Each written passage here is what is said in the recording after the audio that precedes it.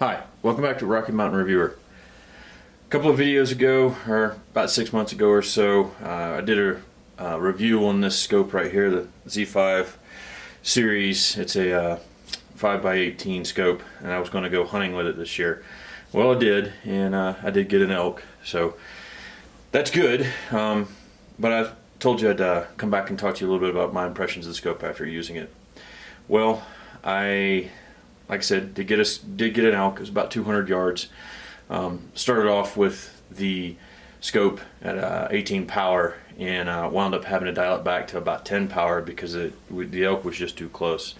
And the intent with getting this was to get into a little bit more long-range hunting, but you know, when you get an elk, you see an elk, you take it. And so unfortunately I didn't get to actually really do any long-range work with this scope this year, but I will continue to work with the scope in the off season and preparation for next season, and we'll continue to see how this scope works out. So far, absolutely love the scope. No problem seeing through it. A lot better low light capability out of the scope than what I was using a Redfield. Great scope, just this one's better. So anyway, again, I highly do recommend this scope, the Z5 series from Swarovski. Doesn't really matter which one.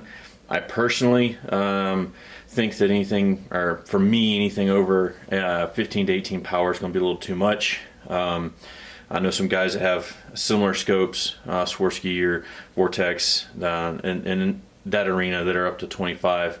I personally just haven't worked myself into something with that much magnitude yet, or magnification yet. A couple other things I want to talk to you about. I also did a video earlier about these here, the ELDX from Hornady. This is the 30 cal. As you can see right here, this is what the load I actually used. That's a Nosler based load. Absolutely love Nosler, been using them for years. But I thought I would give the ELDX a shot.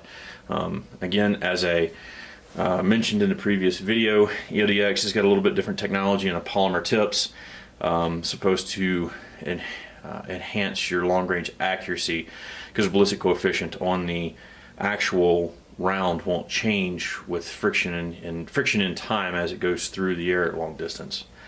So anyway, I just thought I would come back and touch base again. Told you I would.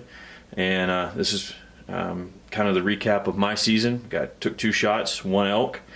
I've got the Swarovski Z5 series. This is a Weatherby Vanguard 3-win mag that I was using for my setup. And then using the Nosler hunting ballistic tips. And next year going to the ELDX from Hornady. So as I continue to work with the ELDX through the year, I'll make another video what I think of it, and then hopefully again next year take another elk with it, and I'll let you know.